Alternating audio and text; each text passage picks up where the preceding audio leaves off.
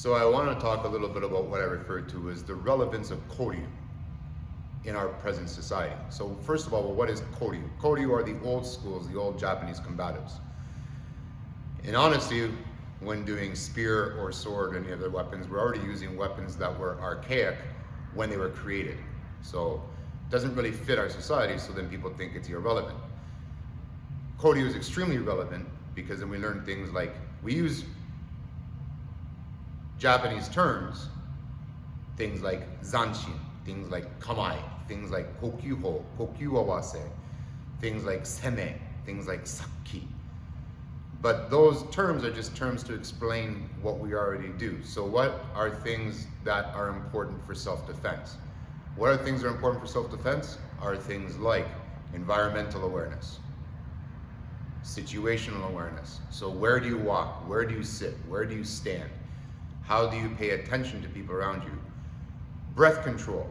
Even in the military when you're shooting, it's very important that you learn how to control your breath. If you control your breath, you can keep your mind calm. Threat assessment and risk assessment. These are things that teach us about knowing what's coming towards us, whether or not it's something we need to be concerned about. Because you can punch like Mike Tyson, you can kick like Bill Wallace, you can grapple like Hoist Gracie. It doesn't matter if you don't see the threat or don't see what's coming your way. And in koryu, all of these things are taught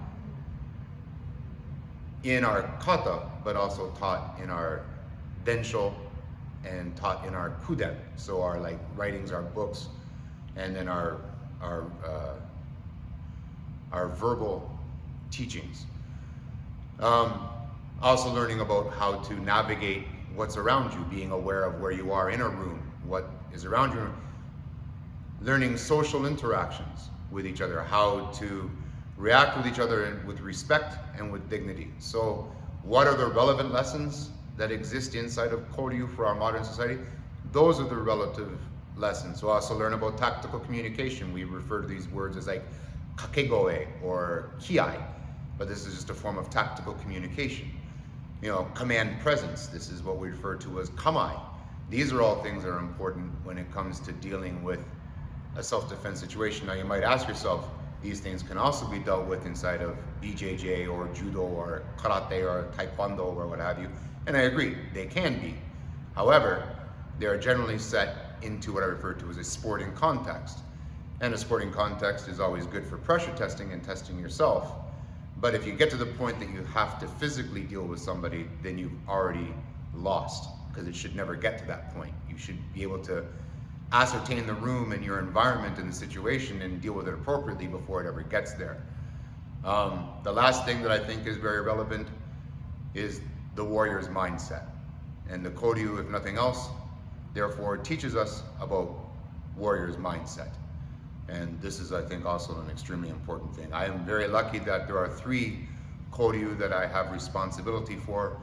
The youngest one being almost 400 years old, and then the oldest one being almost 500 years old.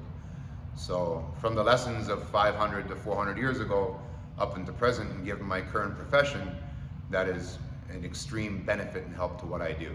So that's what makes koryu training relevant in our modern society.